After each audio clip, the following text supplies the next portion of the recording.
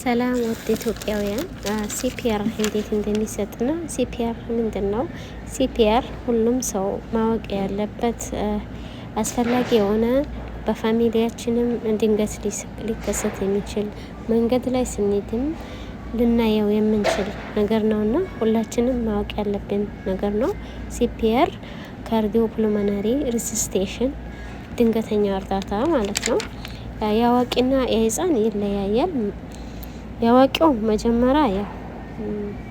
መጀመሪያ ላይ ያው ቼክ ኤሪያ እናደርጋለን። ምክንያቱም እኛ ላይ ለኛ ለደህንነታችን ግራ ቀኝ እናያለን። ከዛ ትከሻውን መታ እናደርገዋለን። ምላሽ ካልሰጠን ሜቢ የቱቦዎቹ ተዘግቶ ሊሆን ይችላል። የመተንፈሻ ቱቦዎችን ከተዘጉ ግንባሩን በሁለት ጣታችን ግንባራቸውን ይዘን ጉንጫቸውን ከፍ በማድረግ ትንፋሻቸውን ለ10 ሰከንድ በጆሮአችን ማዳመጥ ነው። ከዛ ያው የሚረዳን አካል ምንም አይነት እንትን ከሌለ ትንፋሽ ካላገኘን የሚረዳን አካል ኮል እናደርጋለን፣ እንደውላለን። ከዛ ኮምፐርሽን እንሰጠዋለን። ኮምፐርሽን ስንሰጥ 120 ፐር ሚኒት ነው የምንሰጠው ማለት ነው። በሰከንድ ውስጥ ከ100 እስከ 120 ጊዜ እንሰጣለን በፍጥነት ማለት ነው። ከዛ ማውዝ ቱ ማውዝ የምንሰጠው ይሄ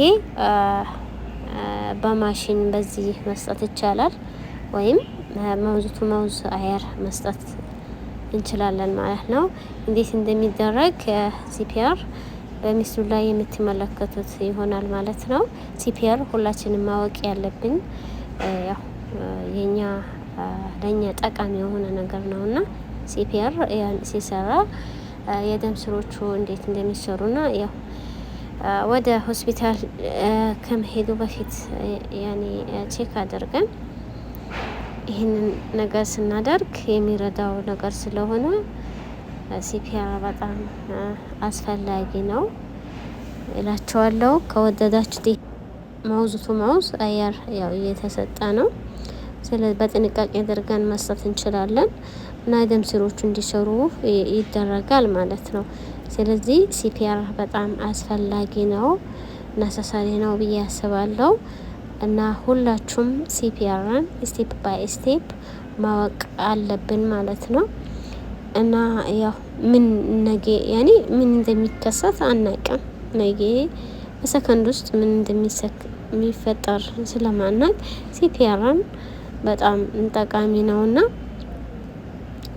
ሁላችሁም ሲፒአርን ይሄ በሲሱ ነው ያቀረብኩት። ሙሉ ስቴፖቹንም ለማቅረብ ሬዲ ሆናለሁ ኢንሻአላህ። አሁን ከወደዳችሁት ሰብስክራይብ አድርጉ። ለህፃን ልጅስ እንዴት ነው ሲፒአር የሚሰራው የሚለውን በቀጣይ ኔክስት አቀርባለሁ ኢንሻአላህ። ከወደዳችሁት ላይክ፣ ሼር፣ ሰብስክራይብ አድርጉኝ ውድ ኢትዮጵያውያን። እና የትም ሆነን ሲፒአርን ስቴፕ ባይ ስቴፕ በማወቅ ለሰዎች ሄልፕ ማድረግ እንችላለን ማለት ነው። ወሰላሙ አለይኩም።